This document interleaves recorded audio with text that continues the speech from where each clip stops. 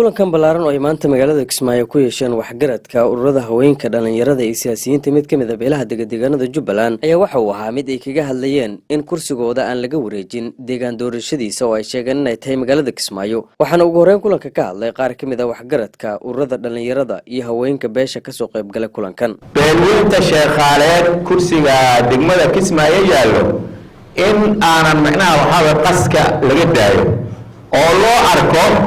matalaadii sheekhaal ay ku lahayd degmada Kismaayo deegaan muglana ay macnaha ku leedahay kursigaas Cabdiraxmaan Deere malaha Cabdiraxmaan Deere ninka soo doortay iyo suldaanka uu soo saxiixay waa joogaan ha u yimaado meeshaas ha ka qaato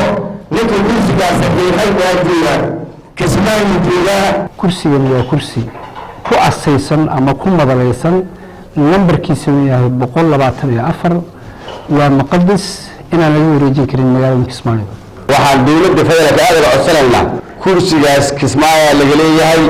Kismaayo lagu doortay kursi jeeb galay maaha kursi intuu iska qaato intuu iska saarto gaalate iyo meelbaan digay dilmiga kala dhahay waa kursi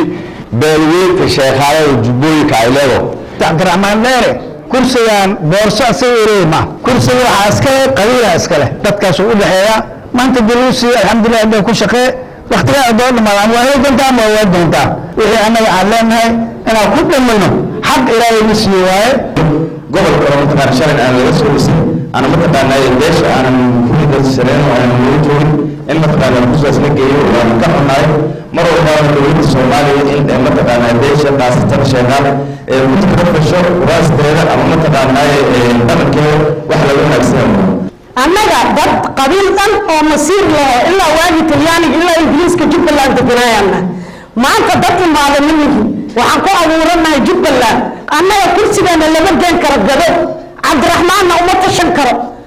odigii doortaa joogo dadkii doortaana joogo kursiga aad ku lahaydeen maxaan ku dhahay baydhaba waa tii idinka saare wax ka hadla ma jiraan halkii Kismaayo yaala hadda meel kale loo wareejinayaa waxaan u malaayanaa aragti idin kale idin ka qaaday baan saal idin yeelhaya tolkayga hurdada ka kaca kursigii baashi u dooda war hadal ma ahay meesha waxay joogtaan naf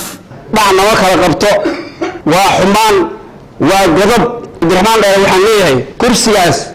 shalay ana ku saxiixay Kismaayo yaala beelweynta sheekhaal baan iska leh malihid adiga malaha wax jeeb qof gashan karo farmaajo haddii isku dayo jeeb ku laga yeeli maayo mana laga yeeli doono Kismaayo inaa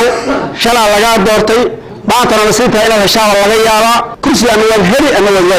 madaxweynaha Jubbaland waxaan leeyahay waxaan ka codsanaynaa kursiga inaad gacantaan ku soo celiso ilaa Maxamed TV-ga Universal magaalada Kismaayo.